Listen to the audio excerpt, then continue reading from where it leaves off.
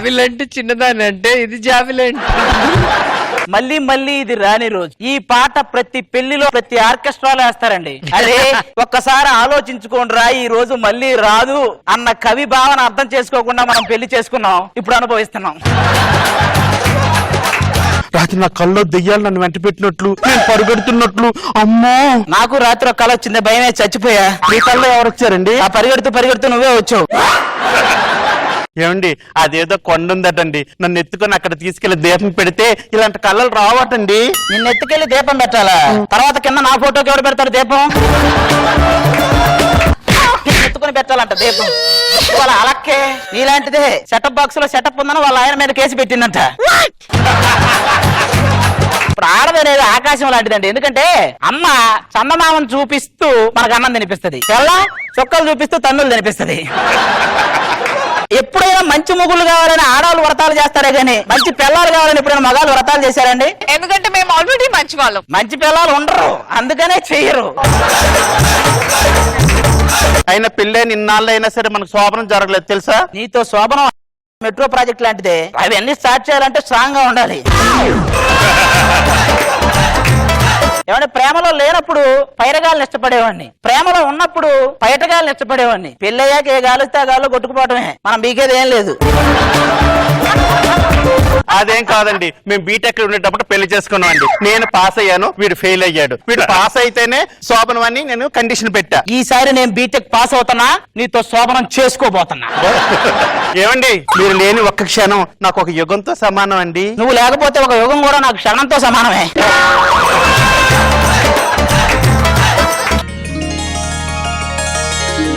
ఆ సిగరెట్ కాల్చకరా, పొగ త్రాగటం వాడి కంటే పక్కన వాడికి ఎక్కువ హానికరం. ఇది చూస్తే అర్థం కావట్లేదా? సర్లే గాని నేను మీ నాన్నగారు పడ్డాడు రా. ఏంటి అసలు బయట తిరుగుతున్నావు అంట? ఓకే, ఇంట్లోనే కనపడలేదంట. నువ్వు ఇంట్లో తిరుగుతున్నా కూడా కనిపించట్లేదంట, మీ నాన్న చెప్పాను నాకు. అసలు నా సంజయ్ ఏంట్రా? సంజయ్ అసలు లైన్ లో పడేస్తానంటావా? నేను ఖచ్చితంగా నీకు పడిద్ది అది. నువ్వు అలాగే చెప్తావురా, నాకు మాత్రం నమ్మకం నేను లేదు. చెప్తున్నా కదా ఖచ్చితంగా పడిద్దిరా. ఎలా చెప్పగలవరా? ఒరే కాలేజీలో అందరికి పడింది, నీకు పడదా అది? ఆ గ్యాంగ్ ఎదురే వస్తుంది వస్తుంది.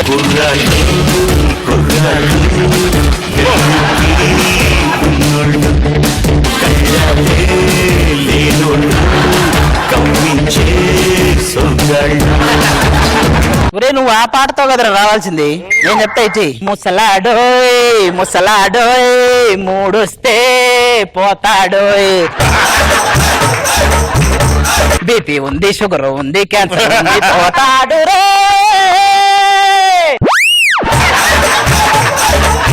యూత్ ఇక్కడ. ఒరే పొద్దున్న లేస్తే బ్రీత్ అందుకు ఇబ్బంది పడుతుంటావు, నువ్వు యూత్ ఏంట్రా? నా పుట్టుపూర్వం గురించి తెలియక మాట్లాడుతున్నావు నువ్వు. నీ పుట్టు పూర్వతరాల గురించి తెలియదు కానీ నువ్వు పూర్వం పుట్టావన్న విషయం అయితే మాకు తెలుసు.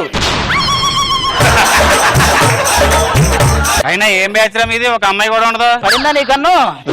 అయినా మీ బ్యాచ్ లో కూడా అమ్మాయి లేదుగా. హలో, ఇక్కడ అమ్మాయి ఉంది ఇక్కడ. ఓ నువ్వు అమ్మాయే కదా, మర్చిపోయా ఆ విషయం. పూలేంటాడు కంటిన్యూటీ.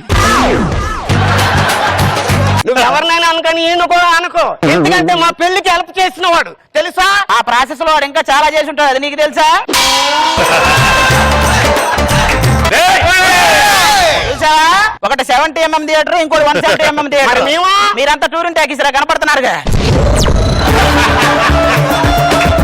ఎవరినైనా అనుకని ఈ అమ్మాయిని మాత్రం మళ్ళీ ఏమనుకో, ఎందుకంటే నా గుండెకే ఈ అమ్మాయికి ప్రేమ అవుతుంది, నా కిడ్నీ ఈ అమ్మాయికి అది అవుతుంది. అది అవుతుంది. ఏదవుతుంది?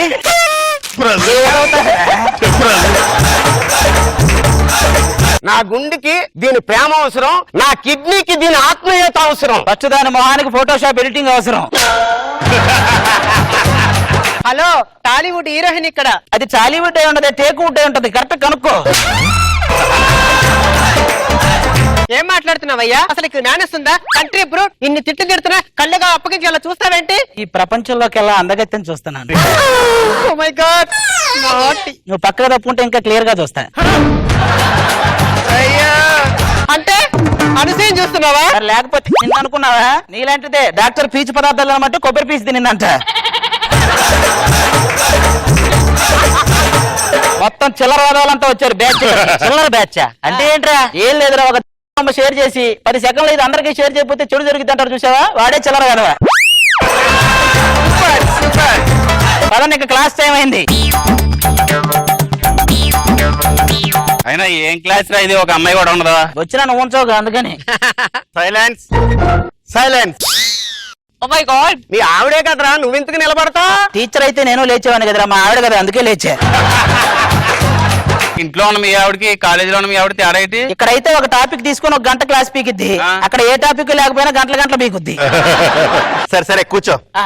కల్చరల్ ఈవెంట్ స్టార్ట్ చేస్తున్నాను. ఎవరైనా కళలు ప్రదర్శిస్తారా? ప్రదర్శిస్తా. ఒరే నీ కళలకి ఈ వేదిక కాదు కదా, శిల్పకళా వేదిక కూడా సరిపోదు, కూర్చో. చరిత్ర గురించి చెప్తాను, సరే ఇవ్వనండి. క్రీస్తు పూర్వం 321లో ఏం జరిగిందో తెలుసా? క్రీస్తు పూర్వం గురించి అయితే వాడికే తెలిసింది, ఎందుకంటే క్రీస్తు పూర్వానికి క్రీస్తు శకానికి మధ్య ప్రత్యక్ష సాక్షి అక్కడే. అరే నీ పేరేంటి? రాజు, MBBS FRCS డయాబెటీస్. నీ హ్యాబిట్స్ ఏంటి? మెడిటేషన్. అబ్బా, ఎందుకంటే అంత చిక్కని వ్యాధులన్నిటికీ అది ఒక్కటే మార్గం. మెడిటేషన్ ఎక్కువ చేస్తుంటాడు. అరే బుల్లబ్బాయ్, నీ హ్యాబిట్స్ ఏంట్రా? Playing games, watching YouTube. YouTube లో ఏం చూస్తారా? ఆయన చేసిందే చూస్తుంటాడండి. నేను వీళ్ళందరిని అడుగుతుంటే నీ కౌంటర్లు ఎందుకు? నీకెందుకు కౌంటర్? గట్టి ఫెలో బఫెలో అసలు చలనం లేదేంట్రా నీకు? నాకు తెలుసు, నాకు న్యూటన్స్ లా తెలుసు. For every husband reaction in classroom there is a equal reaction in bedroom. Last time రాసిన ఎగ్జామ్స్ రిజల్ట్స్ వస్తాయి. పూణే వస్తున్నాడు. పూణే కాదురా, ప్యూన్ రావాడు. పూణే ఏంట్రా? స్టూడెంట్స్, మీ రిజల్ట్స్ అన్ని అనౌన్స్ చేయబోతున్నా. ఫస్ట్ నా అనౌన్స్ చేయండి సార్, ఎందుకంటే ఆ రిజల్ట్ కి నా శోభనానికి ముడిపడి ఉంది, ప్లీజ్. అది ఇంగ్లీష్ పాస్. అయిపోయిందా? Physics pass. ఈ రోజు నీకుందే మామూలుగా ఉండదు. కెమిస్ట్రీ పాసా? హోయ్ రబ్బా హోయ్, అబ్బా హోయ్, రబ్బా హోయ్. డ్రాయింగ్ పాసా? అమ్మాలి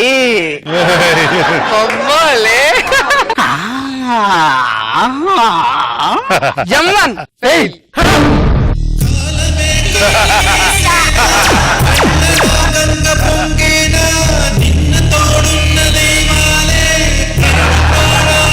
నువ్వు జన్మలో పాస్ అవ్వు, నాకు జన్మలో శోభనం అవ్వదురా. ఎం అంటే ముంచేది, 1 అంటే నంబర్ 1. ముంచటంలో నంబర్ 1 సబ్జెక్ట్ ఏంటంటే M1. అయిపోయింది, శోభనం పోయింది, జెండా కూడా పోయింది, ఇద్దరు పోయారు. అరే నీకు విషయం తెలుసా? మన ఇద్దరు మ్యాచింగ్ తెలుసా? ఏ మ్యాచింగ్ రా? నీ ఫేసు నా డ్రెస్.